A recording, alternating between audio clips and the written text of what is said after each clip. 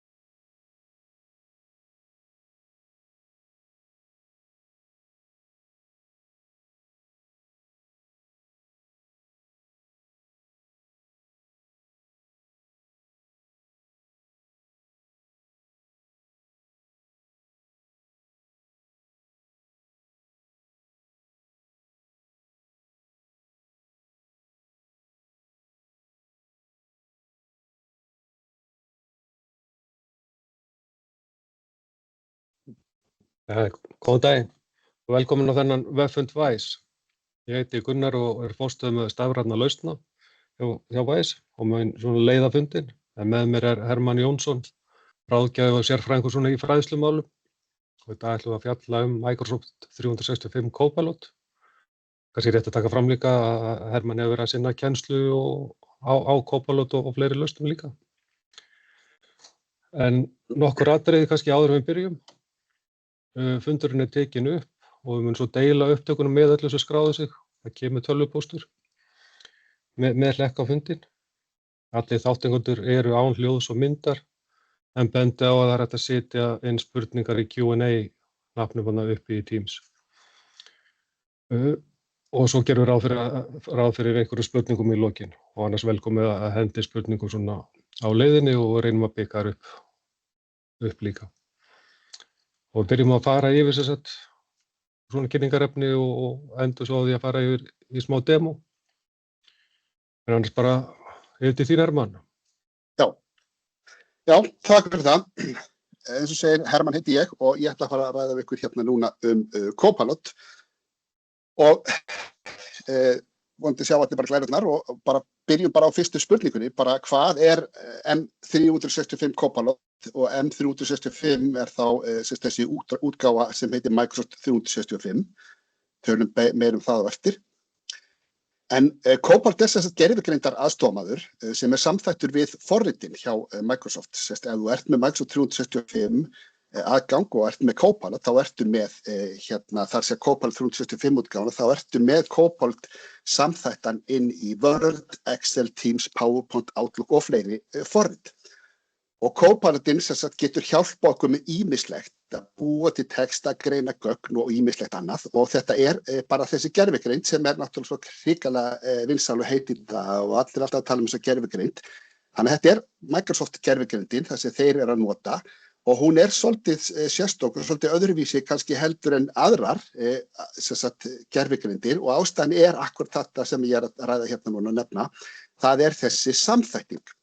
Og það sem ég meina með því er til dæmis að ef við berum saman þessa Microsoft Copilot lausn á móti til dæmis ChatGPT, Claude, Gemini, Perplexity, við getum nefnt margar af þessum gervigreindar lausnum, þá sjáum við það sem er öðruvísi og ég veit ekki hvort þið sjá og getið lesið töfla, þessi sjáum hérna, þetta er öðruvísi vegna þess að þetta er innbyggt. Það sem við erum að tala hér að þetta er innbyggt í Microsoft lausnina.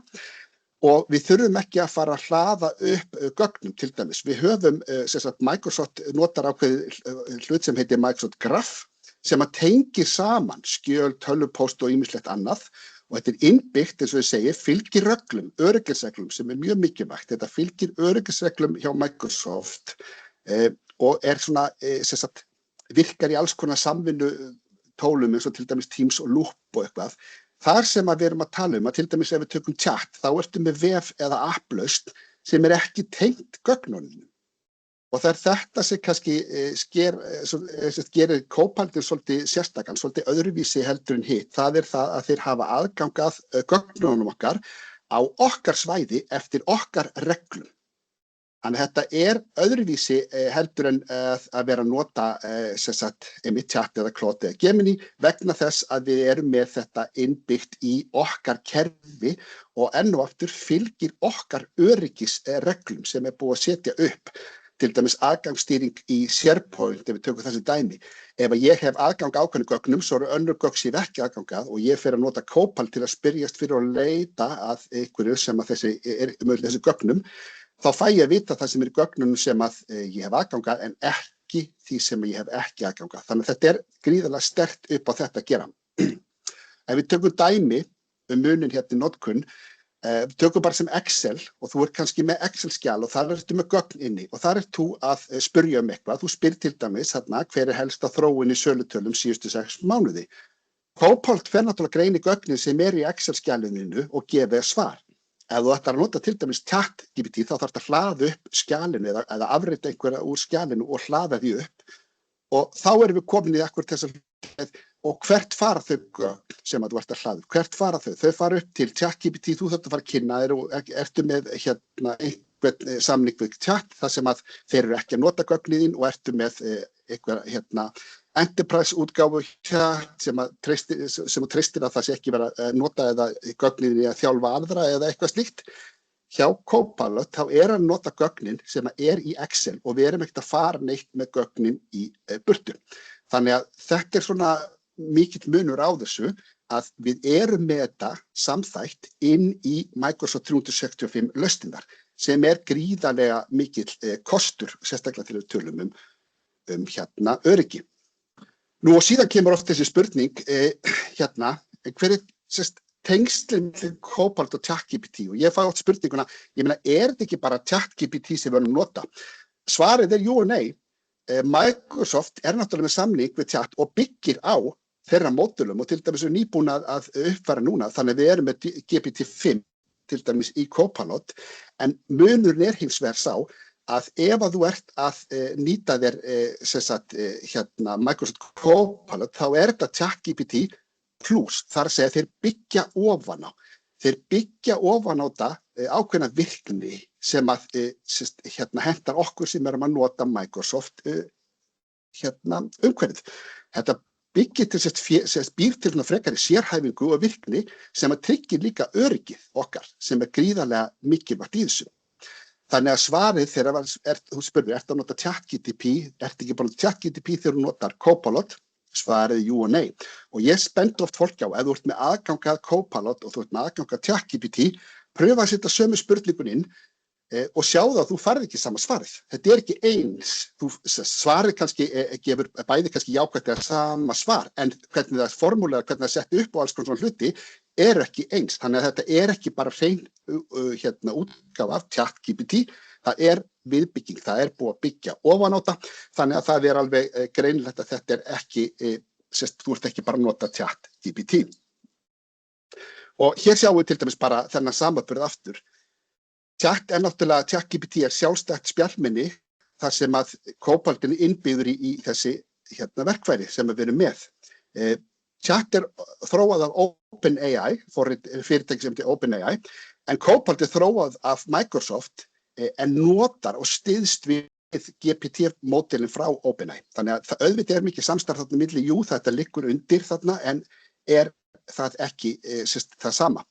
Opið almenningi, ChatGPT opið almenningi, en Copilot innbyggt í Word, Excel, Outlook og Teams sem enn og aftur gríðarlegur kostur fyrir okkur sem að nota Microsoft umhverfið. Hérna stendur að ChatGPT hefur aðgang á opinberum öfnum og hérna stendur Copilot nýtir innri gögn frá Microsoft persónulegt samhengi og það í sýningu þá eftir. Þú getur líka verið með aðgang að opinberum gögnum en þú getur líka lokað þannig að það sé að nota vinnugögn frá þér í Copilot. Þannig við erum alltaf með þennan valmöguleika. En ChatGPT ekki sérstaklega tengt vinnumhverfi. Það ertu með í Copilot. Þetta sérsniðið fyrir atvinnu, afrakstar meiri vinnu og sjálfvirkni, þannig að þetta tengt beint inn í vinnumhverfið. Og chatið notað í almenna notkun og samtöl, þar sem að Copilot getum við frekar notað í verkefnastjórnun, fundarskýrslur, tölvupósta, gagnagreiningu og fleira. Og ég ekki að tala niður ChatGPT, ég til dæmis persónulega sjálfur nota ChatGPT, ég á áskrift af ChatGPT, en þegar ég vinna í vinnunni með vinnugögnin mín, þá það Copilot sem ég nota. Ég nota ChatGPT í aðra hluti, en ég nota Copilotin algjörlega fyrir vinnuna mína. Nú, og gögnin okkar eru síðan vistuð á OneDrive eða í SharePoint og það það sem að Copilotin hefur aðgang að og það hefur til dæmis ekki með ef þú ert að nota Chat eða Perplexity eða Gemini eða hvað sem Og Microsoft notar eitthvað sem heitir Microsoft Graph til að fá aðgang að gögnum notandans í OneDrive og SharePoint og þetta tengir saman öll gögnin í 365 umhverfinu sem gerir það mögulegt að við getum nýtt þau í svo marga hluti og svona í persónulegu samhengi. Þar segja að ég til dæmis að spyrja chatið og ég get farið inn í chatið og ég get sagt hvað nýjasta frá Gunnari? Þá getur Copilot þegar ég sé chatið, svo ég rugla ykkur ekki, þá ég meina spjallið í Copilot. En ef ég fyrir spjallið í Copilot og ég segi kannski hvað nýjast hjá Gunnari, þá get ég sé bara, Gunnar sendi postu þetta, Gunnar var að vinna í þessu skjali, þannig að hún fyrir að skoða alla hluti sem ég hef aðgang að sem Gunnar að vinna í. Og það sem við erum að tala hér þetta hér, þetta heitir Microsoft Graph. Aðeins að skjóta inn í spurningarna, að vera að spyrja sérst hvort að Copilot geti greint upptökur af fundum og fyrirlesturum á Teams, til dæmis til að gera fundagerðir og þess aftur. Já, Copilot gerir það. Copilot getur, þú getur nota hans í fundagerð, hann hlustar á fundin og tekur allt niður og gerir fundagerð. Það minnsta málið. Það eitt af því sem Copilot getur gert. Voru fleiri? Svo kannski alltaf benda á það, eins og Copilot fyrir sales, að þá hann líka jafnvel bara að búa til tösk og svona inn í CRM-kerfinu. Þannig að það eru fleiri fítur sem koma aðeins með mismunandi afbrigðum. Já.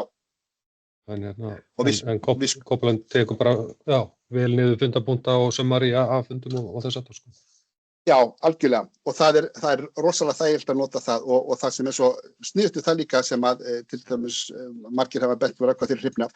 Að segja mig við varum hérna á fundi, ég Gunnar og einhverju fleiri og ég að tala og svo tala Gunnar, þá greinir Copilotin alveg hver að tala. Þá kemur Copilot að segja Gunnar sagði og kemur þessi Gunnar sagði og Hermann sagði og svona, þannig hún þekkir okkur og greinir okkur alveg. Gríðarlega komið kosti líka. Svo önnur spurningarna varðandi fundagerðir, virkar Copilot vel á íslensku? Já, Copilot virkar vel á íslensku og það svolítið síðan fyrir ekki. Nei, ég segi, þegar maður kveikir á Copilotum í fundinum, þá getur maður alltaf valið tungumálið og það hægt að velja sérst íslensku fyrir fundatungumálið. Já, þegar við gerum fund, þegar við tökum upp fund með Copilot, þá fyrir við að segja kannski record eða make transcript og það sem gerist þá að Copilotinn spyr þig hvaða tungumál notar og þú velur það bara íslensku og þú færð síðan, eins og segir, þú getur fengið upptök á fundinum og þú getur fengið transkript og transkript bara fundagerð og þar bara nákvæmlega allt sem að allir sögðu. Það sem snilldin við það síðan að þá ertu komið skjal bara með fundagerðinni og þú vilt kannski ekki hafa fundagerðinu þar sem að allt sem allir sögðu, þá getur þú sagt bara make summary eða bara fundagerð út af þessu og þá tekur hún bara saman það helsta sem var sagt. Copilot getur gert þetta allt saman fyrir okkur. Meira Gunnar? Já, það verður að spyrja út í sýnidæmi fundagerðir, ef það gefst tími til þess. Eða kannski fyrir okkur að sýna það svona live meðan við erum á þessum fundi. Já. Sjáum hvort það nákvæmst koma einhverju smá klippu með eitthvað í póstur sem kemur á eftir. Já. Ef við náum því, sko, það sem oft erfitt við að gera þetta í kennslu að þá maður yfirleitt að nota lifandi fundi, eða skilur, ef ég fundi eitthvað Gunnar, þetta kannski ekki eitthvað sem þú vill láta fara bara í loftið, hingað og þangað. Þannig að þegar ég hef verið að taka upp og kenna svona, þá hef ég alltaf búið til gervifund, þannig að ég hef kannski þurft að gera það fyrir þetta. Já. En ég held áfram Gunnar, þú bara stoppa mig ef að eitthvað Já. Við höfum ekki langa tíma, en ok. En þetta það sem ég að tala þetta Microsoft Graph og raun og veru kannski þurfið ekkert að hugsa of mikið út í þetta, svona sem venjulega notendur, en þetta bara svona til að hjálpa ykkur að gefa ykkur skilning hvernig þetta allt saman virkar. hvernig þetta tengist allt og það segið, eins og þessi snilda, ég geti til dæmis sagt þetta með hvað að frétta Gunnari og þá segir hún allt sem að geti verið viðkomandi mér. Ef að Gunnar vinni skjali sem læst og lokað svæði sem ég ekki aðganga, ég myndi ekkert sjá það myndi ekkert, Copilot myndi ekki sýna mér það. En myndi segja mér, Gunnar sendi þennan post, hann bað þetta, Gunnar gerði þetta, hann var að vinna í þessu skjali og þetta hægt út af þessu Microsoft Graph vegna þess að þið sjáu það tengist allt. Það tengist þarna dagatölin og það tengist skjölin ykkar og verkin ykkar og grúpurnar og allt saman hér tengist sem ansi sniðugt. Spurning Gunnar. Eitthvað rétt að pönta ekki? Jú, það verður að spyrja sem ef Copilot nýttur þá Teams Premium óþarft. Þú eru ekki alveg að svara því, þekkir það? Já, ég myndi segja að Teams Premium væri óþarft eins og það í dag, já. Ég með trial á Teams Premium og það ekki það mikil breyting að ég persónulega myndi vera að mæla með því núna. Þannig að ég myndi halda að Teams Premium væri eitthvað sem þú þarft ekki á að halda. Ekki til að byrja með allavega. Þú þurftir að koma svolítið meira og lengra í það. Já. Ekki fleiri? Ekki bíli. Ok, þú bara grípur inn ef Herðu, en þá skulum við bara kíkja östuð hérna á bara hvað þarf maður að vita áður en byrjað að nota Copilotinn.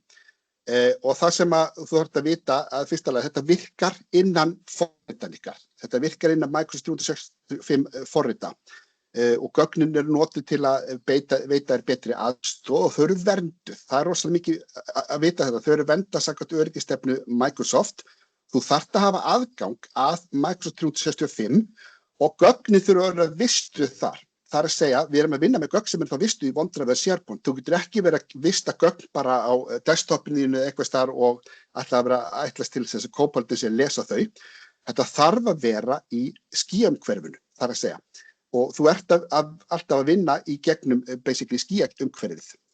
Þetta mikilvægt að vita og annað sem kannski líka mikilvægt að vita að því við erum að tala þessi öryggismál alltaf og það Gunnar kannski betra að segja frá því en það einmitt mjög sniðugt ef þið að fara í gegnum þetta að fara að innleiða hjá okkur Copilot 365 alltaf fyrir Copilotinn að taka til einmitt í aðgangsmálum og öryggismálum í SharePointinum að það sé öruggt að ég sé með aðgang til þess að þau gögnum sé á að hafa aðgangað og hafa ekki óvart aðgang að einhver sé ekki hafa aðgangað. Því það ótrúlega auðvelt að finna gögn og upplýsingar með Copilotunum. Þess vegna verður að vera rosalega mikið algjörlega á hreinu að það sé rétta stillingar og þú ert ekki með rangar aðgang. Já, og ég held að við komum ekki svona beint inn á kannski þessar öryggisstillingar og hvað þarf að hafa í huga við innleiðinguna. Það er þessi punktar að rýna aðgengismál á SharePoint og Teams og þessu stöðu og svo kannski annað, ég veit, einhverju þekkja kannski data loss prevention reglur og labels. Það er hægt að merkja gögn með ákveðnum labelum, þannig að þá eru gögn undanskilin Copilot-leitinni þó að viðkomandi notandi hafi aðgang. Og það getur alveg átt við bara þó að starfsmaður hafi aðgang að gögnum, segjum bara ráðningarsamningar eða eitthvað skilur og þá er þetta að segja að það er undanskilið þó að starfsmaður geti lesið það og þá er Copilot ekki að vinna á því þegar hann að svara eða koma með eitthvað texta eða eitthvað slíkt. Þetta er bara, borga sér svona huga þessum málum áður við svona fara á fullt í innleiðingu að hvernig umhverfið og það er ekkert óalgengt að það sé svona svolítið búið að yfirskéra kannski einhverjum upplýsingum og menn gerir sér heldur ekki alltaf grein fyrir hvaða teymi eru opin eða lokuð og þess aftur. Algjörlega, þannig þessi undirbúningsvinna er mjög mikilvæg ef að þið ætlið að fara að Copilotinn að fara í gegnum allt þetta. Og eitt til að bæta við að gögnin eru alltaf inn í þínu tenant og þínu umhverfi. Þannig að það er ekki verið að senda gögnin eitthvað til ytri aðlega til OpenAI eða eitthvað annað. Já. Ég held við komum inn á það aðeins á eftir held ég. Já. En það sem er mikilvægt að vita líka, því að þetta er eitthvað sem að ruglar fólk oft í rýminu. Það er Copilot það sama Copilot. Nei, það er til ókeypis útgáfa Copilot.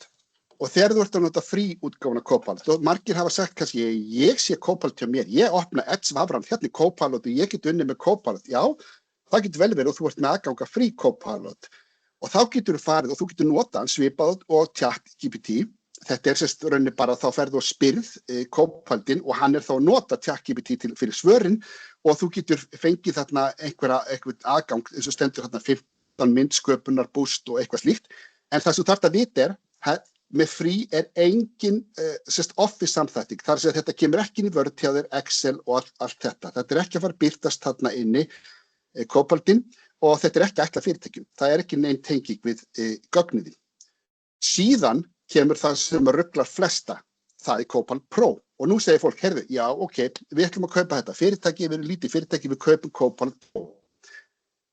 Þetta líka til persónulega nota, og þetta fyrir almenna notendur, en þetta sérst fyrir ofurnotendur, þá sem að nota þetta mikið og ætla að nota þetta, en það ekki aðgangur þarna að Copilot í Word, Excel og Outlook og öllu þessum, nema, og þetta þessi rugla svo marga, nema að þú sért líka með personal eða family leyfi.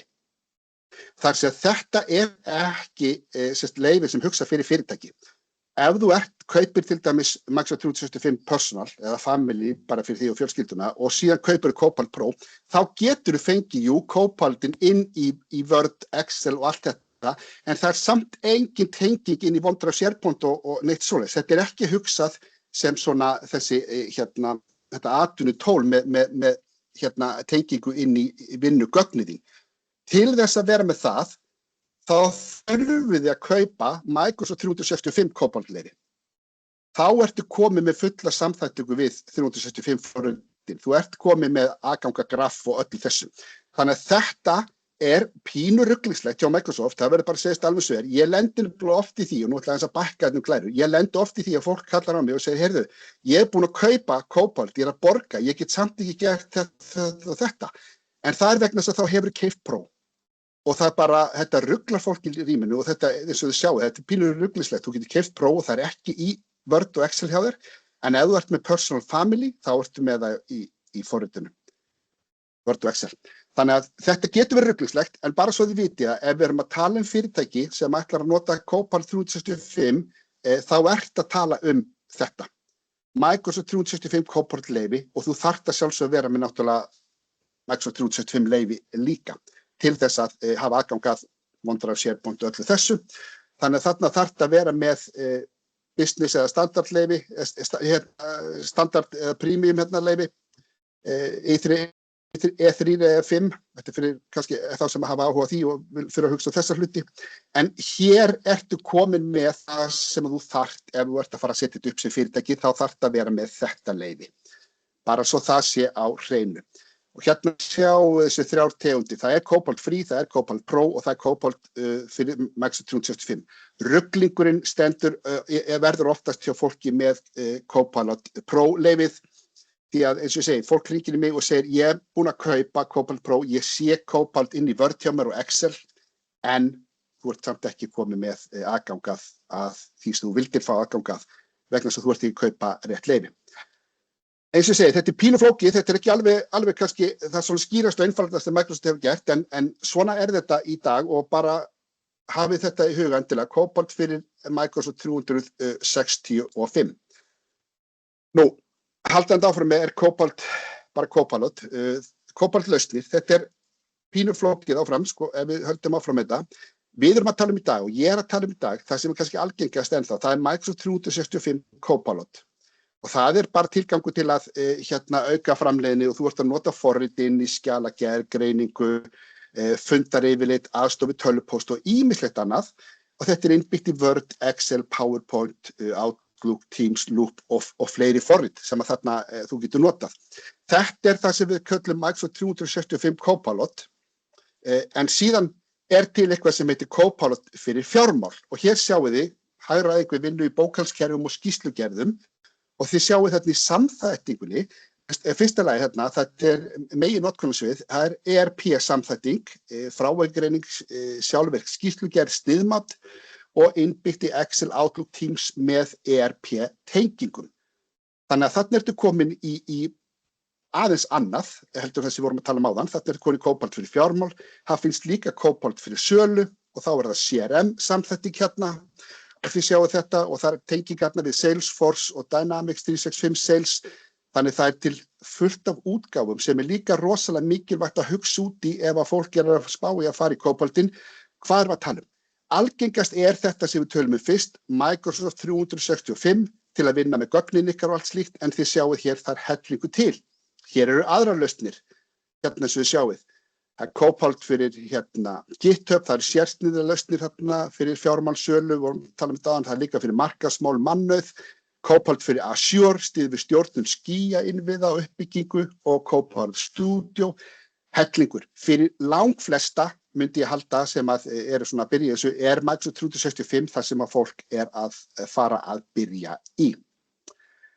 Nú, við höldum áfram og nú skulum við tala um öryggi og persónuvernd smá að taka það og núna þetta, þegar við tala um Copilotinn og nú vitum við það alveg þegar við erum að tala um Copilotinn og aðgangur gögnum, þá sjáum við þessu tölum hann hefur eingöngu aðgangur gögnum sem að þú hefur heimild til að sjá enn og aftur. Endurtek þetta mjög oft. Þetta mjög mikilvægt að þú hefur bara aðgang til þess að hann hefur bara aðgang til að sjá þess að þú hefur leyfi til að sjá. Og eins og stendur Microsoft Graph notar sækir efni úr SharePoint, OneDrive, Teams og eitthvað annað.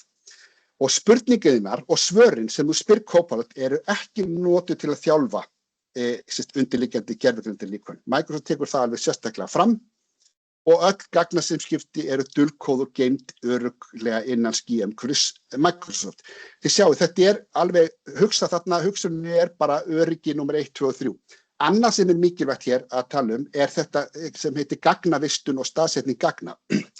Af því að ég fekk einu spurningu af að einhver sem sagði, já, ok, ég með gögnin mín vistu einhverjum Evrópusambandinu, en Copilotinn kannski Bandaríkjunum fara þá ekki spurningar og svör þangað. En eins og sjáu hér, Copilot virði gagnavistunarstillingar í Microsoft 365 umhverfi og ef gögnin eru vistuð innan Evrópusambandsins þá eru gögnin þín og þar að með Copilot samskipti geymt þar. Þar að segja til þess að við erum hér og við erum með allt okkar vista mögulega í Írlandi, þá eru líka samskipti við Copilot vistuð þar. Þannig að Copilotinn alla tíman að hugsa og reyna að bara hugsa okkar öryggi okkar gagna og standa við það sem að þeir segja í sambandi við það. Síðan tölum við örstutt hvað eru Copilot Agent. Já, við spáum hvort við taka nokkrar ég aðeins að reyna að þjappa spurningunum saman. Það eru spurningar út í Copilot innifalinn í áskrift að Office 365, bara til að svara því að það ekki að kaupa þetta leyfi sérstaklega. Já.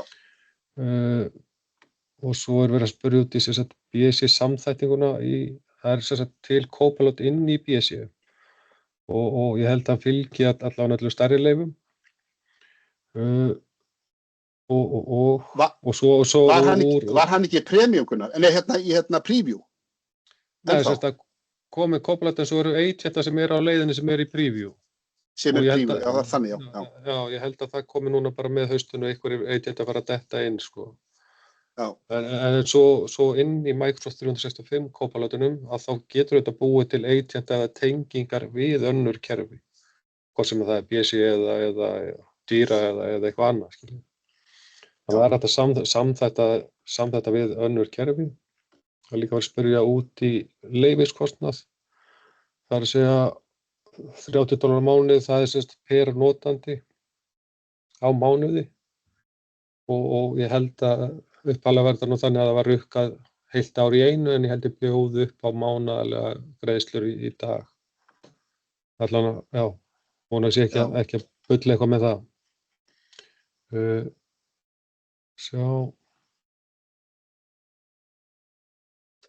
Og það sem þú basically ert að segja að þú þarft að kaupa til dæmis Copilot Microsoft 365 leyfi og ef þú ert með vilt fá Microsoft BSI leyfi, Business Center, þá þarft að kaupa annað Copilot leyfi þar. Já. Og reyndar af því sögðu að þá held ég að sé þannig að ef þú ert búin að kaupa eitt Copilot leyfi að þá næsta ódýrara fyrir næstu lausn, Já. En sagt með fyrirvara. Já. Og það verður að spyrja út í Copilot í GitHub, það er sérst ekki sami Copilotin. Nei. Og svo varðandi viðbót og kostnað við aðrar tengingar. Það eru til ýmsir konnektorar og sem þú getur bara tengt við.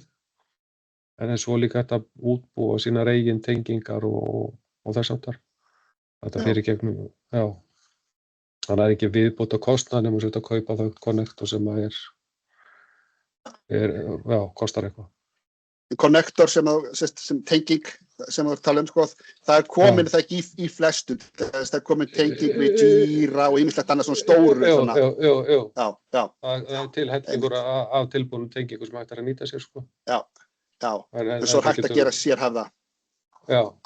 Og getur svona mismikið hvað þarf að konfigga þá og þá mögulega í hinu kerfinu líka sem verður að tengjast við.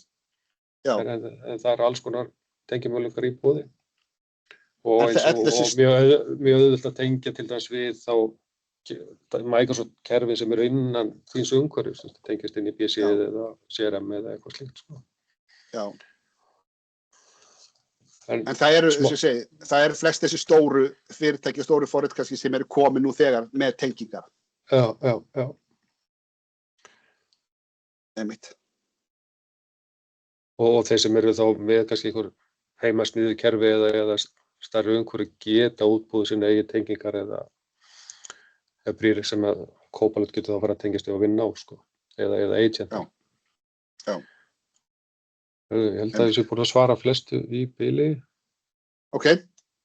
Já, kannski eitt það er lókin. Já. Er M365 Copilotin líka tengdur í Outlook? Ef já, tengist það líka shared inbox sem nokkur hafa aðgang að. Ég veit ekki betur en að hann tengist bara öllu þínum post-12 eða þú sem notandi hefur aðgang. Þá sér hann. En ég hef ekki prófað þetta. Nei, en ég held, sko, þetta nefnilega, nú verður viðurkennilega minni mitt aðeins fyrir með mig því að ég er búin að fá spurningu áður, ég tekkaði á þessu og mér minnir að það hafi verið þannig, en samt að það sé þannig já, ef þú ert með Copilotinn og þetta sér inbox sem þú hefur aðgang að, þá já, tengist það líka þangað inn. Já. Það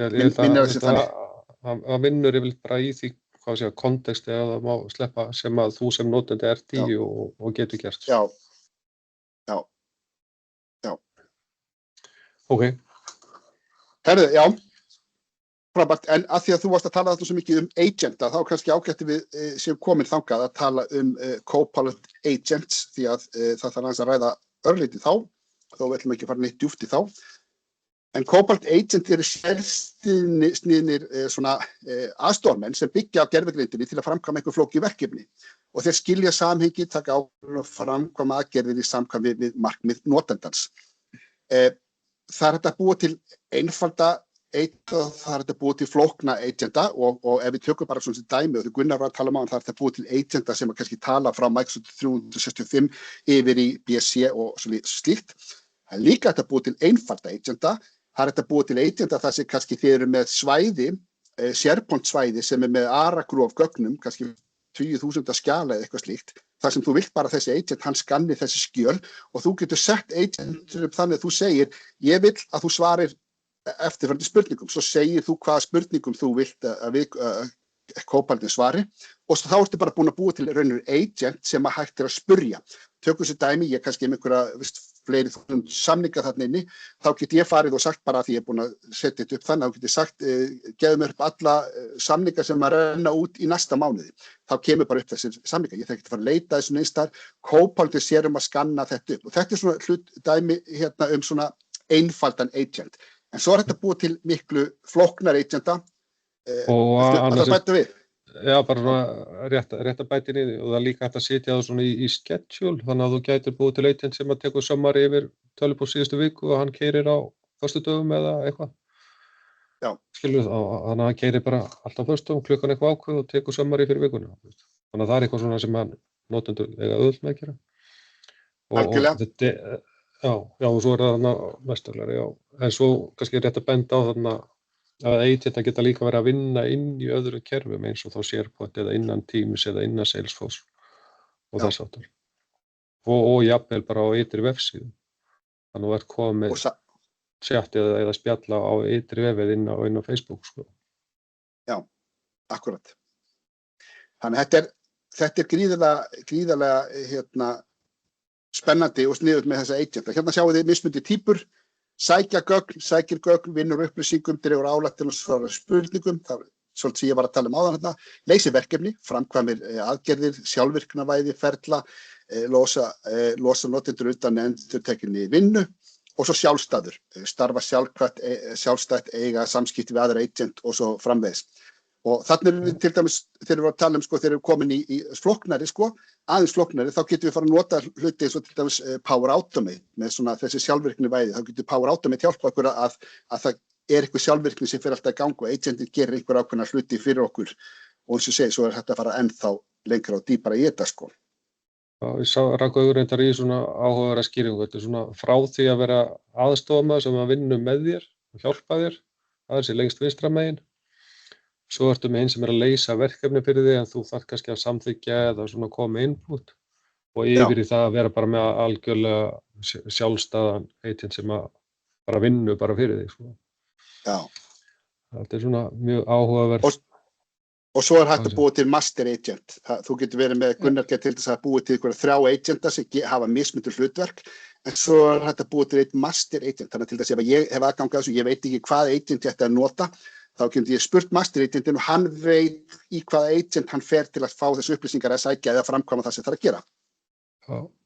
Og kannski aðeins til frekari skýringar bara agent svolítið hugsað þannig að hann vera ætlað að vera góður í að leysa mjög afmörkuð verkefni eða tösk. Þannig að stundu þarf þú kannski að færa verkefni milli agenta eða. Já. Akkurat, já. Herðu, já. Höldum áfram, tími flýgur, ég ætla að ná að sýna nokkra hluti, eitthvað elsnöttina. Vice Dojo, námskeið fyrir vinnustæði. Vice Dojo, Gunni, þú vilt kannski koma meira inn í hérna, segja frá þessu, en þetta er skóli fræðslu sem við erum með. Já, þetta er svona, nýlegt plattform hjá okkur þar sem við erum að bjóða upp á rafræn námskeið og bæði þá í tengslu M365 og meðal annars Copilot og fleira og líka efni í tengslu við Business Central og aðra lausnir sem við erum að styðja við. Og bara ef þið hafa áhuga að kynna ykkur þetta betur þá bendum við á að hafa samband við sölu@wise.is. En þeir sem að koma þér rétt eftir, við ætlum að veita þáttakendum aðgang að ákveðnum námskeið þarna inni. Og þetta að segja það, ég er bara núna í þessum, bara á næstu vikum áfullu að framleiða meira kennsluefni í sambandi við Copilotinn í hinu þessu forritum og svona, þannig að hann mun koma hellingur nýtt inn þarna bara á næstunni. En þetta er, já, ný námskeið hverju mánuði, segja hvað þarna Gunnar? Nei, þetta er bara svona fjölbreytt úrval af námskeiðum, ég held að þetta sé bara ég man ekki hvað þetta er einhverju 20 námskeiðar sem eru komin og bara fleiri bætast við hverju mánuði. Og eins og ég segi, þetta er Teams og SharePoint og PowerPoint og grunnnámskeið í BSI og ChatGPT og Copilot og svo framvegis. Og svona jafnvel mismunandi svona, erfiðleikastigi eða það er framhaldsnámskeið í sumu. Já, flest námskeiðin er tekið upp þannig að þetta er eða öll námskeið tekið þannig, þetta er alltaf miðað við þannig að þú átt að geta verið svona nánast byrjandi í þessu, þetta er allt stutt myndbrot þannig að þú getur farið og skoðað ef að þú kemur eitthvað námskeið þú kannt fyrstu 4, 5, 6 myndbrotin þá bara ferð og horfir á það sem þú vilt horfa á þannig að þetta á að vera svona upplettirinn líka og síðan það sem að við dekkum kannski eitthvað grunn ef að þarf meira þá gerum við framhald og svo framvegis pluss náttúrulega að í þessari hröðu þróun sem þá kemur alltaf eitthvað nýtt og þá verða komin uppfærslur og ný námskeið mjög fljótt eftir að eitthvað nýtt kemur. Þjónustu og framboð. Já, bara rétt að koma það fyrir þá sem kannski ekki þekkja alveg hvað við erum bjóð upp á. Þetta er reyndar vitlauslega. Þetta er semst að þú kom frambæð, það var hinn. Þessi glæðara, viltu hæsa frekar? Já, ætlaði bara að segja frá henni, en byrjum á hinni bara. Við bökum meina. Þetta er semst það sem við erum bjóð upp á í tengslu við kennsluna og námskeiðin. Það sem við erum bjóð upp á áskrift að öllu stafrænu efni sem við erum að framleiða Líka bjóða upp á fjár- og staðkennslu. Getur bjóða upp á efnispakka sem seldir þá svona einskiptis til afhendingar til viðskiptavina og erum svo með bjóða upp á fræðslukerfi og ráðgjöf í fræðslumálum og fleira. Já. Þá hoppum við á næstu. Næstu, já. Já, bara fyrir það sem ekki þekkja kannski hvað Wise að bjóða upp á, þá erum við þetta með mikið fókus á þessu Dynamics lausnum, þetta ráðgjöf í því, Business Central og CRM-kerfunum, Sales, Field Service og þess háttar.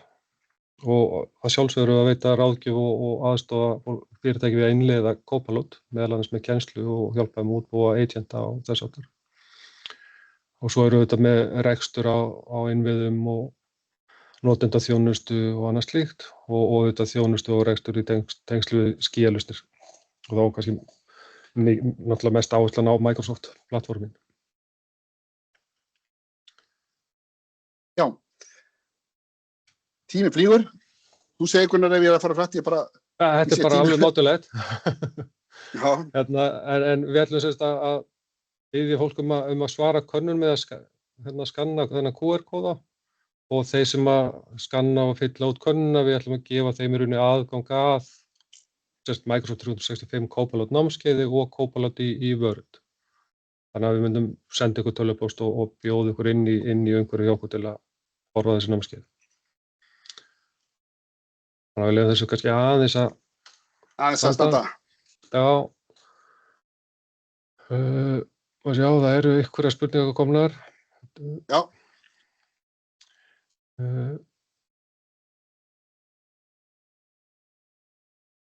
Er agent í Copilot 365 útgáfunni eða eru agents bara í Copilot Studio? Það er sem sagt, hvað kallum við þetta? Copilot Agent Builder, minnir með það sé kallað.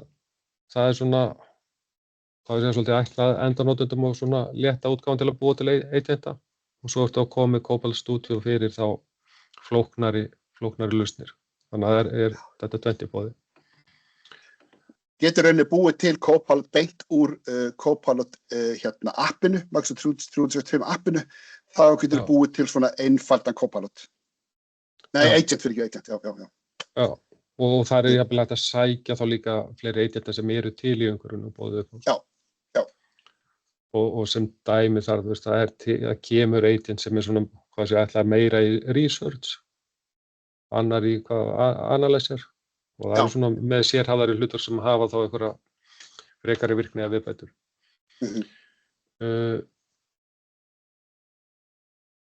Ein spurning, er búið að meta kostnað við að hafa agentana inn í BSI? Ég bara get ekki svarað því miður. En mögulega er hann eitthvað að telja á gagnamagn eða eitthvað í database. Ég þori ekki að svara því. Er hægt að nota Copilot sem verkefnastjórnunartól? Gæti það komið í staðinn fyrir Asana?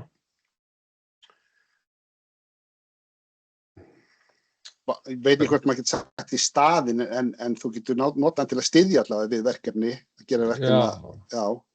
Meira svona gott með. Þetta Copilot kom ekki í staðinn fyrir Asana svona eitt og sér, sko. Nei, ég held það ekki, allavega ekki ennþá og Copilot til dæmis er innbyggður í, ef fólk er að nota plannerinn skilur, þá er Copilot innbyggður þar og þú getur notað hann til að hjálpa þeim mikið þar inni við verkefnastjórnun og svoleiðis. Já. Og maður er svo sem alveg notað hann við að gera verkáætlanir eða svona yfirfara að taka saman tíma út úr skjölum og eitthvað svoleiðis, veist. Já. Og getur komið draugin að eitthvað uppleggi, sko. Já, ég sá líka einhvern sem að bjóð til, einhvers þar á netum sá ég það var einhvern sem bjóð til agent sem að fylgdist með einhverju stóru verkefni og sendi áminningar á pósta og upplýsingar eitthvað varðandi stöðu, eitthvað slíkt, eitthvað. En að koma í staðinn fyrir, þetta er ekki alveg komið þangað. Og svo er verið að spyrja, getur Copilot lesið alla samningar sem eru vistaðir í skýi, OneDrive, SharePoint og flokka þá? Það er búið til yfirlit yfir sérákvæði, gildistíma, uppsagnarákvæði og annað sem skiptir máli. Já, Copilot getur lesið skjölin, en svo þurfum við að tala um að fara að flokka flokka skjöli sérstaklega og þá mögulega merkja þau og eitthvað slíkt. Og þá væri það kannski einhver sérhæfðari virkni sem ætti að leysa þá með agent eða bæta við einhverjum ferlum þar á bakvið. Þannig að já, hann les skjölin og getur greint innihaldið og þess aftar. Já. Og mikið notar einmitt svoleiðis í að flokka skjölin þannig að kalla fram eitthvað en akkurat þess að segja ef þetta merkja þau þá væri það kannski eitthvað meiri virkni sko, en þú getur kalla fram einhver grúpa af einhver ákveðna skjölum eitthvað slíkt. Já, og svo ein viðbót getur agent tala við kerfi sem utan Microsoft 365 umhverfisins, til dæmis netbanka, skattinn, tollstjóra og þess aftar. Já, það er að segja, já, agent gæti gert það, þannig að hann getur verið að fara í gegnum vefþjónustur eða einhverja aðra tengimöguleika á. Þannig að og þá með jafnvel kannski að nota Power Automate líka á bakvið tjöldin til að gera einhverja samþættingar. Þannig að þetta, já, kannski þetta er erfitt að svara fyrir hvað netbankandi bjóðu upp á í tengimöguleikunum eða skatturinn og tollstjóri, en tæknilega væri það hægt. Gunnar, dastu út? Já, datt ég út eða? Ég heyri þér? Já, ég heyri ekki þér. Ok. Já. Á ég taka þetta aftur, við vorum að tala tengimöguleika við skattinn og netbanka. Nei, ég held að það hafi heyrst, sko, ég sagði sér bara við að það væri svo spurning hvað þeir leyfðu þarna og þá eins og þið sagt eitthvað, en ég heyrði það ekki, já. Ok. Heyrðu, en... Það sjá, virka agent eða tenginga við bókhaldskerfi, eða DK bókhaldskerfi, já, það er hægt að tengja við vefþjónustur. Já, við munum senda könnuna svo, það spurt hvort við getum sett QR-kóðan í pósti, við munum senda þetta í tölvupósti líka. Já. Hlekka á formið. Já. Það spurt hvort við hefum kannski bara að halda áfram og taka svo næstu spurning í lokin. Já, ég er með pínu stressað með tíma alveg, minnstu klukkan. Já, það flýgur áfram. Það flýgur áfram. Heyrðu, það er komið hérna að því að sýna einhver demo og sjáu þið núna. Gunnar, þú verður að svara mér. Þú sérð alveg hérna. Ég sé, já. Já, ok. Þetta er sem sagt Copilot appið, þar sem að og þegar ég var að tala spjallið á hana chatti, það er bara vegna að hér stendur chat hérna uppi. Hér get ég verið að gera alls konar hluti og til dæmis, eins og ég benti á og sagði, hér er komið ChatGPT 5 ef maður vill nota það. Þetta er samt alltaf, eins og ég segi, Copilotinn er þannig að þetta byggir á ChatGPT, þú ert ekki að nota ChatGPT beint, heldur ertu að nota Microsoft útgáfuna. En það sem ég benti líka á þess að við vorum að tala sko vinnusvæði versus að nota opinber gögn af vefnum, það er að þegar þú ert með Microsoft 365 útgáfuna, þá ertu með hér valið, nú erum við valið vef, ef ég vel hér work, þá fer hún og skoðar gögnin mín. Það er að segja, ef ég myndi fyrir að fara að spyrja núna og hérna sjáu til dæmis dæmum það sem ég sagði áðan, hérna stendur niðri what's the latest from Gunnar Örn, hérna, og þá get ég farið og fengið alls konar upplýsingar og látið henni að vinna úr gögnum fyrir mig og ef ég á til dæmis einhver gögn og ég vil búið til fyrir mig skýrslu úr þessu gögnum, þá myndi ég gera hér. Ef ég vel vef, þá hún að vinna eins og GPT bara á vefnum og þá segir farðu og fundið þessar upplýsingar fyrir mig og ég get farið og fundið hvað sem ég vil hér, bara svipa ég var að nota chat, GPT, en ég er bara að vinna alltaf í Copilot. Þannig að maður getur flakka hér á milli í Copilot og hérna vef, fyrir ekki í work og vef. Hérna er það sem Gunnar var að tala áðan, að það eru komnir agentar hérna inn sem að við getum notað ef þú ert að fara að gera research eða analyst eitthvað, hérna eru agentar sem eru tilbúnir sem við getum fengið og við getum líka búið til okkar eigin agenta og svo getur hérna til dæmis farið hér smelta á create agent ef þú ætlar að fara að búa til þinn agent. Það er ýmislegt annað hérna sem væri rosalega skemmtilegt að segja ykkur frá sem að við höfum bara ekki tími nákvæmlega núna en eitt sem ég ætla að segja frá sem ég nota mikið að ef ég fer og ég spyr að einhverju hér hérna læt hann að finna eitthvað fyrir mig hérna á vefnum þá get ég alltaf farið neðst og ítt á hérna add to page og þá býr hún til page í notebook og ef þið hafið unnið í OneNote og með notebooks þá er þetta ný útgáfa hérna sem er svona Copilot notebooks og þá ég komið með þetta inn í, til að flækja þetta aðeins, þá komið þetta inn í forritið sem heitir Loop. bara örstutt bara segja bara frá þessu, ég ætla ekki að fara þetta djúpt í þetta og sýna þetta, en það alveg hellingur hægt að gera hérna til þess að hérna flýta fyrir sér og þetta það sem að ég myndi svona mæla með flesti myndi byrja á að bara pröfa og skoða, talar íslensku og þið getið hérna spurt að ýmsu. Nú ætla ég að deila hérna öðru, ég ætla að deila núna, ætlum við að hoppa bara inn eldsnögt í Word, bara rétt til að sýna. Núna sjáum ég komin inn í Word og ég skrifaði hérna búið til lýsingu á starfi yfirmanns töludeildar, þarf að hafa 3 ára starfsreynslu og viðeigandi menntun og smelli hér á hérna píluna, láta senda þetta inn. Það var vesen og búið að vera smá vesen með íslenskuna, Word á að skilja og styðja íslenskuna en það var eitthvað smá vesen, það var hiksta á þessu, hún var ekki alveg alltaf að skilja og lendi í vesinni en það sýnist mér alveg komið í lag. Þannig hér sjáum við dæmi.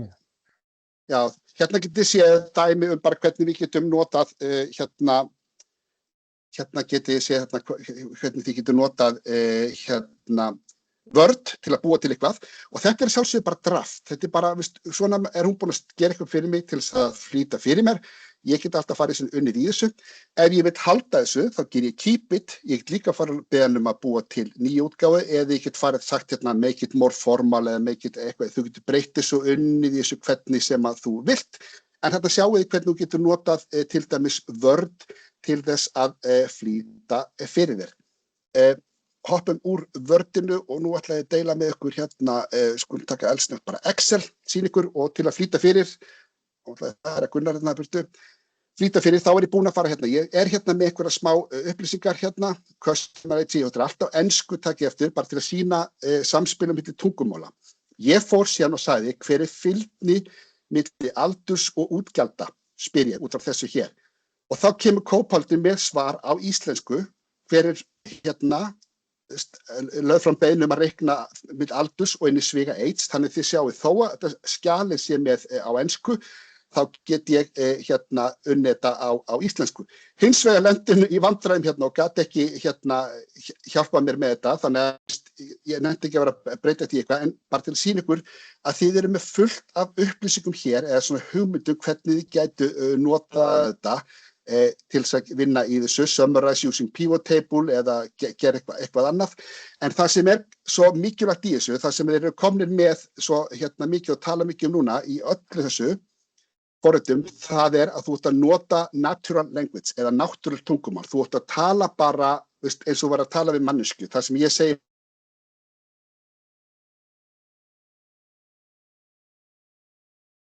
Það eitthvað að klippast á hljóðið.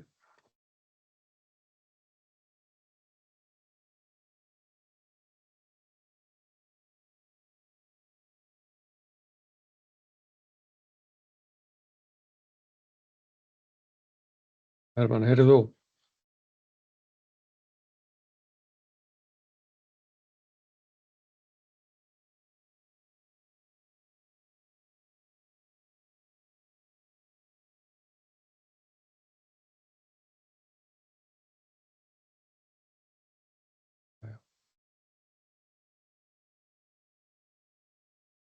Tæknin stríða okkur. En kannski eitt sem við langar að nefna í samvættu við Excel, að ég hérna var í samtali með viðskiptavin í vikunni sem var að vandrast með Copilot og þau vorum búin að taka inn töluvert af fjárhagsupplýsingum inn í Excel og var að vinna á þeim gögnum og biðja Copilot um að gera eitthvað grafið að spyrja spurninga ofan í gögnum. Og það var ekki að koma neitt skynslegt út úr því og þannig að við fórum að skoða skjalið að þetta skipti máli að gögnin séu, að gögnum sé vel stillt upp og skýr. Þannig að það ekki vera að blanda saman kannski mörgum töflum með mismunandi formati og alls konar gögnum inn í sama sítið og ætlast til þess að Copilot skilji allt saman. En hins vegar var þetta að nota Copilot svo til að endurstrúktúrera gögnin og plana þau betur, þannig að hann getur þá skilið betur í kjölfarið. Þannig að það svona áhugavert og voru einhverjir sem að lenda í þessu.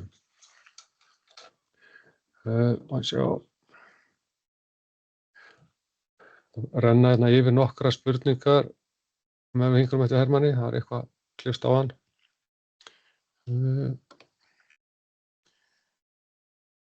Getur Copilot lesi alla samningar sem eru vistaðir í skýi Já, þetta sem svöruðum áðan.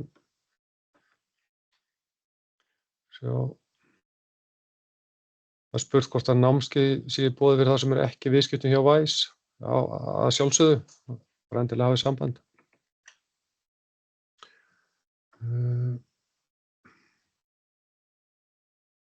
Hvaða verkefnastjórnunarkerfi, málakerfi í O365 Suite-unu líkt og Asana, Trello? Gunnar, heyrðu í mér? Já, þú ert kominn, velkominn. Já, ég er ekki kominn. Ég fæ ekki að fara út af fundinu hjá þér. Þannig ég er með í símanum sko núna. Ok. Þannig ég næ ekki að koma aftur á fundin til þess að sýna meira síns meir. Til að klára. Nei. Það var skellur. Mögulega hendur þá kannski í smá klippur og þetta erum við að deila námskeiðu með ykkur líka. Þannig að vonandi... Hvað var ég að sýna til fröðs? Þú varst að tala um Excel. Já. Og við var líka aðeins að nefna að það skiptir máli hvernig gögnin eru struktúruð inn í Excelinu sem sagt. Við lendum í vikunum með viðskiptavinni að það var svona alls konar gögnin í skjalinu og hann átti erfitt með að skilja það en það var hægt að struktúraði betur til að fá betri virkni. Já. Og hvað var meira svona? Ég ætlaði að sýna OneDrive líka og ég ætlaði að sýna hérna hvernig ég ætlaði að sýna hvernig í OneDrive til þess að maður getur borið saman skjöl. Maður getur valið saman til dæmis 2, 3, 4 skjöl, það getur verið PDF og Word skjal eða hvað sem og látið bera þau saman. Og svo ætlaði líka sína nýjung sem komið í OneDrive-ið, þar sem að þú getur valið skjal, til dæmis, það ennþá bara enskan sem komið, en þú getur fengið hana sem hljóðfæl, þar að segja, þú getur hlusta á skjali, látið lesa skjali fyrir þig. Já. Svona. Allt hérna. Er hann ekki á Martínu? Ég reyna að endur á tölvunum minn að ég fæ ekki að fara út á fundum hjá þér. Nei, ég ætla ekki að sparka þar út. Nei, ég var spáð ætla ekki að sparka þar út. Ég er ekki viss um það. Nei, en ég er bara klára spurningarna bara og svo sendu það frekar. Jú, tökum bara spurning. Já, ég ætlaði bara að rauna að sína bara OneDrive-ið í viðbóti og kannski PowerPoint sem en það er bara fínt, tökum bara spurningar. Já, en mér finnst þetta geggjað að nota þetta í PowerPoint. Það bjargar mér að koma úr frí og beint á kynning og hann er bara galdra fyrir mig hérna fullkomna glærur. En svo er líka lendið að það kemur kannski með réttar myndir í allt í réttu samhengi en svo kannski annars í öðru settinu þá komið textar réttar en myndirna voru orðnar mjög undarlega sko. Flestu tilvikum þá er hann að koma með nokkuð gott efni og gott samhengi inn í glærusettin sko. Hún getur flýtt mikið fyrir nefnilega, það er málið að það er ekki alltaf kannski þú fái 100% eins og vildir hafa þetta en hún getur flýtt rosalega mikið. Heyrðu, ég er að vita hvort ég geti joina hérna aftur transfer to this device, má sjá. Transfer to this device.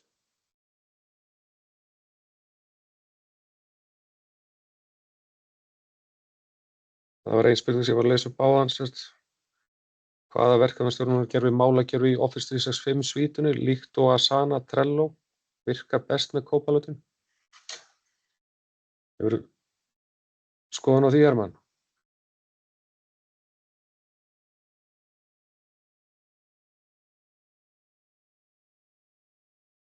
Ég ætla að sé farin aftur.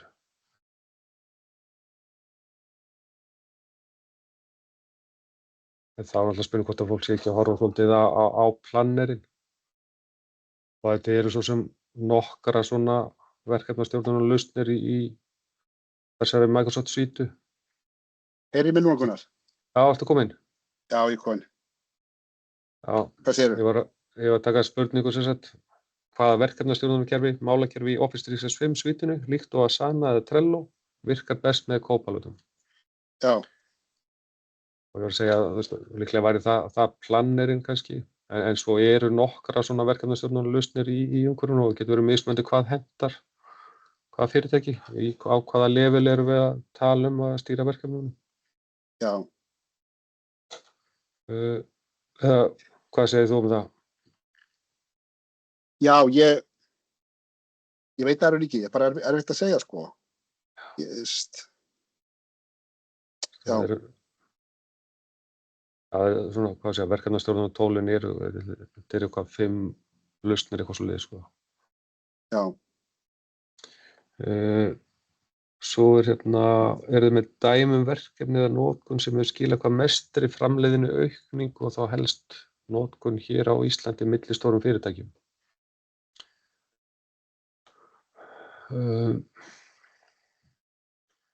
Ertu með eitthvað dæmi þar? Nei, ég bara hugsa svona aðeins bara hann sjálfan, sko, kannski fyrsta lagi þá þarf til að þetta borgi sig, leyfiskostnaðinn, að þá þarf þetta að spara mér hálftíma kannski einhvers staðar. Og þetta gerir það alveg klárlega. Maður er bara búið til eitt. En að glærukynningu getur tekið einhverja daga, jafnvel. Þannig að geta galdra það upp á einhverjum mínútum, þú búin að spara það fljótt og jafnvel bara fyrir árið og einni góðri kynningu. Já. En hvað svona mesta hagræði það eru bara mjög breytilegt eftir fyrirtæki og starfsmannum. Fyrir starfsmann í mannauðsdeild þá getur þetta munað helling kannski að fara yfir CV eða útbúa starfslýsingar og þess háttar. Fyrir starfsmann í verkefnastjórnum þá það annars konar hagræðing. Þannig að þetta fer líka eftir hlutverkunum. Mér hefur fundist þetta að vera gríðarlega gott fyrir þegar maður á mikið magn af einhverju efni að taka saman úr öllum þessu skjölum, öllu þessu efni, nákvæmlega það sem ég vil. Ég nota það mikið. Ég er kannski búin að sanka mér fullt af efni þar sem ég er að fara að læra eitthvað nýtt, fara að búa til eitthvað nýtt námskeið og svo get ég sett það inn og svo segi ég bara, Copilotinn, farið gegnum þetta það sem ég þarf úr þessu og svo segi ég bara A, B, C, D og svona og hún tekur nákvæmlega það út sem að ég þarf. Spara mér hellins tíma á að lesa og læra og fara í gegnum það. Og síðast var þetta alveg í gær og vantaði að ná upplýsingum úr langri sögu í Teams-chatti með teymi. Það er hægt að nota Copilot til að summera sér upp hvað er búið að vera í gangi í þessu verkefni. Já. Annað dæmi nú er ég náttúrulega búsettur í Danmörku, ég get sett það bara til þess, ég nota Copilotinn allt í Outlook þegar ég er að svara post á dönsku eða á ensku, að passa mig að svara þessu bara kurteislega rétt og eitthvað svona. Ég nota Copilotinn alltaf þannig. Annarkvort coachinn sem þjálfa mig þessu, hjálpa mér þetta eða bara að lesa yfir og bara búið til nýja útgáfu fyrir sem kurteisari betri og eitthvað slíkt. Hérna er önnur spurning. Já. Ef ég vist, hvað segir þú? Allt komið með spurningar bara. Já, ef ég vista alla viðskiptavina samninga, PDF-skjöl, inn á OneDrive, geti ég að láta hann skoða alla samninga með tillit til upplýsinga varðandi sölureikninga eins og dagsetningar, rukkunar og greiðslufresti og láta minna á þetta. Til dæmis þegar það er annual greiðsla. Það minna á það ekki hvað því að rukka. Getur búið til agent sem getur gert þetta, já. Já, og er það líka vista svona, prompta eða agenta sem að gera í schedule. Þannig að gæti láta að keyra vikulega, mánaðarlega og rýna í þessi gögn og taka saman upplýsingar. Já. Herðu, eldsnötkunni, sérðu núna hjá mér? Já. Þetta er að ég ætlaði bara rétt að sýna áðan til dæmis, ég ætlaði að sýna bara ef ég vel 2 skjöl hérna, 2 útgáfur af einhverju skjali til dæmis, þá getur maður alltaf farið í Copilotinn og gert compare files sem er algjör snillt. Þegar ég er með mikið á skjölum, þá get ég látið hann að bera saman skjöl. Þetta er ekki bara Word-skjöl, ég get gert þetta líka með annað. Ég get líka, tökum sem dæmi hérna, ég ætla að finna eitthvað hérna á ensku, ég get líka farið inn í Word-skjal, þetta er hérna bara inn í OneDrive hjá mér, Word-skjal í Copilotinn og gert Create Audio Overview. Þá býr hún til Audio Overview, ég get hlustað á þetta, ef að ég vil þá get ég vistað það og það vistast þá hjá mér, ef ég myndi láta búa til Audio Overviewið, þá vistast það í möppu sem heitir Recordings, sem að bara birtist svona hér. Þetta er alveg gargandi snilt finnst mér að hjálpa mér svona, ef ég er með mikið á stórum og löngum skjölum og ég þarf að hlusta á þetta, að geta sett þetta sem hljóðfæl, hlusta á þetta bara í símanum þegar að labba eða eitthvað slíkt, bara mikil hjálp. Og já, ég ætlaði líka aðeins að, ef ég má, ég veit við erum örugglega farið langt yfir á tíma það ekki, bara ég ætlaði aðeins að vita hvort ég mætti deila hérna aðeins sína, ég ætlaði bara að sína þetta því þú varst að tala um þetta áðan, hérna. PowerPoint hérna. Nú hérna get ég farið bara og sagt bara hvað ég vil gera hérna í PowerPointið og nú PowerPointið, byrja þetta upp á nýttina. Þegar ég að opna PowerPointið og ég ætla bara að fara að gera new til að sýna ykkur hvernig það gerist hérna, þá getur þú farið og skrifað hérna, ég ætla að skrifa hérna bara new product that is a mitten for left-handed people. Ég að fara að búa til pródúkt sem bara vettlingar fyrir örfenda og mér vantar bara glærusýningu fyrir það og sér hvað þetta er fljótt, þetta er komið hérna og hún sýnir mér, ég get lesið yfir þetta ef ég vil og breytt og dreigið til, ef ég vil það ekki þá segir bara generate slides, þá fer hún og býr til glærur. Hún kemur með textan, hún kemur með myndir, hún kemur með allt saman og ég segi eins og þú, ég nota þetta alltaf. Ég breyti vilt alltaf, ég þarf alltaf að breyta einhverju, ég vil kannski gera öðruvísi, en síðan þetta líka spurningu promptin, því meira sem að ég segi en að ég vil gera, því betri verður raun og veru, hvað heitir þetta, því betri verður glærusýningi, ef ég tek alveg fram, ég vil fá svona, ég vil fá þetta og lalala, og hérna sérðu, þetta er komið hérna, það sem hún er búin að gera með allan textan og allt saman, af hverju við ættum að vera að kaupa og framleiða vettlinga fyrir örfenda. Nú þetta bara djók, skilur við, bara búið til svona þetta fyrir örfenda, en þetta bara til að sýna hvað þetta er ógeðslega hratt og fljótt og bara einfalt að gera þetta. Og maður þarf alltaf að hugsa þetta líka bara sem þetta er draft sem þú getur nýtt þér og svo ferð þú að laga þetta til. Og ég sýndi ekki, en þú getur líka sagt, notaðu template mitt. Ég hef getað sagt notaðu Vice template, þá bjóða hann til template Vice.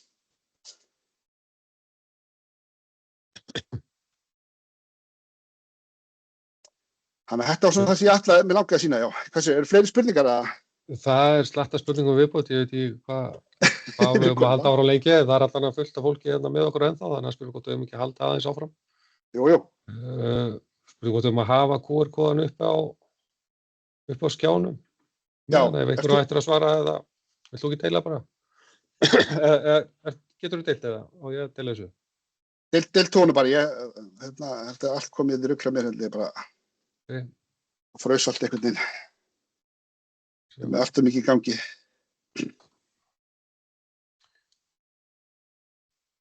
Svona.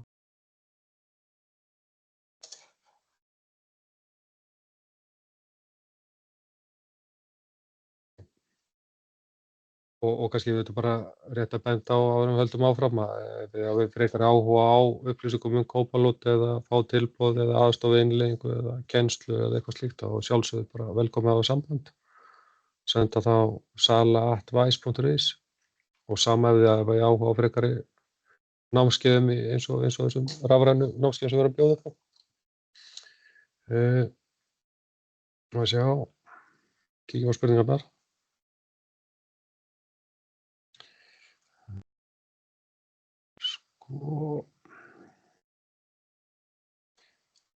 Þá les Copilot PDF-skjöl og OpenOffice-skjöl. Allavega PDF-skjöl, ég hef ekki pröfað OpenOffice. Já, ég er nokkuð viss allavega þegar þú getur vistað á sama formati og getur opnað í Word, þá getur þú að lesa það. Og það er kannski óþægilegt að fullir það nema að prófa. Já. Er fulltrúi íslenska þýðing á Agent? Herru, svarið já. Ég er búinn að tjekka á þessu þetta. Svarið já. Já, OpenOffice. Já, með OpenOffice. En fulltrúi sem þýðing á Agent. En orðið fulltrúi sem íslensk þýðing á Agent. Er það samþykkt? Ekki tala við mig íslensku, ég er svo lélegur í íslensku, bara segðu mig bara hvað ég á að nota, já fulltrúi, agent, já það er bara fínt, já okkur ekki fulltrúi, já. Svo er annað sem er í vandræðum með að nota Copilot í Excel, Það þekkt vandamál inn í Excel að hann geti ekki leyst það sem við beðið var í morgun að biðja Copilot í Excel að búa til formúlu, nokkuð flókna sem hún tókst ekki að gera, hann fór í ChatGPT og leysti það mjög hratt. Já, og ég hef lent í þessu líka, ég hef stundum lent í þessu og ég hef farið í bara, þá reyndar, getur alveg ChatGPT, en ég fór bara í spjallið í Copilot appinu og bara appið að leysta fyrir mig og bara leysti það strax og kom með þetta strax formúla. Já.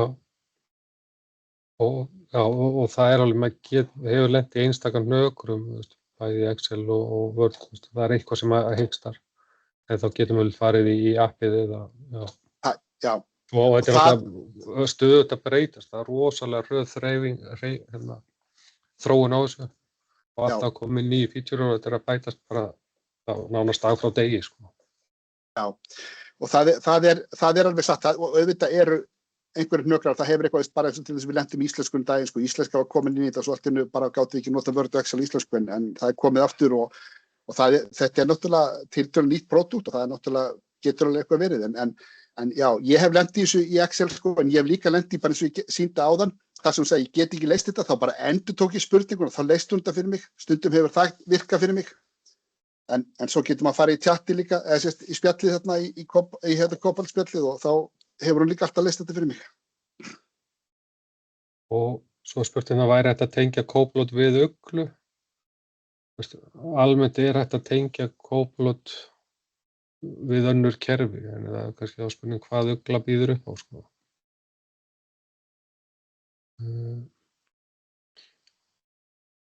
Já, það hlýtur alltaf að vera það ekki bara spurning hvað Copilot getur heldur líka hvað hinn forritin þá leyfa og slíkt, ekki?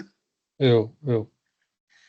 Svo spurt get ég valið aðeins að bæta Copilot inn í Excel, þó ég sé ekki búin að kaupa þetta stærri aðgang sem við erum að tala um.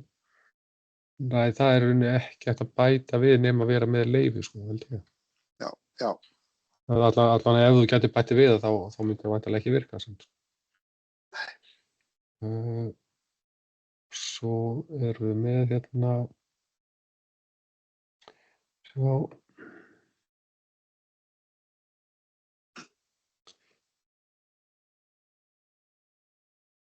það var verið að tala þetta kom fram, já.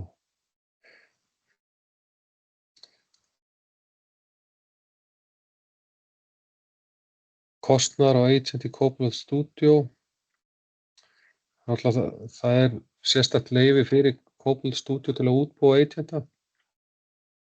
Það nú frekar dýrt, en svo fylgir alltaf bara notkun á Copilot fylgir svona þessi messages eða þessi token eða minna væri talað það. Þannig að það er alltaf að greiða fyrir notkun á gögnunum. Ef þú færið ákveðin skammt með leyfunum, bæði þá með Copilot Studio og svo með hinu leyfunum. En í einhverjum tilvikum líka hægt að fá svona pay as you go áskriftir, sko. Þannig að, já, ég veit ekki hvort ég sé að svara spurningunni nákvæmlega, en það svona, já, ýmsir þættir í þessu, kannski, já, það er þetta að útskýra núna. Og hver er uppsetningin? Þú bara opnar Copilot Studio, þar getur þú búið til agenta og svo þátt að deploya þeim og dreifa þeim út á einstaka notendur. Já. Þá getur deilt agent ég geti deilt honum með Hermanni en ekki öllum öðrum eða eitthvað slíkt, sko.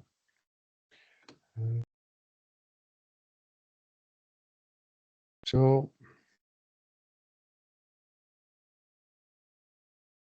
Held þessi búin að kofera flest allt. Já. Og ennþá fullt af góðu fólki með okkur. Já, þú varst að tala með að vera 45 mínútur. Já, við fórum vist aðeins yfir það. Mér langar bara að þakka kærlega fyrir komuna. Bara búið að vera gaman að fara yfir þetta með okkur. Við munum senda upptökur til lokfundar og hlekka á könnuna. Og mér bent á að þið gæti fengið einhverja meldingum að opna hlekkin í Teams en það mun koma tölvupóstur með hlekka á upptökuna. Já. Annars bara kæra þakkir. Já, takk kærlega fyrir.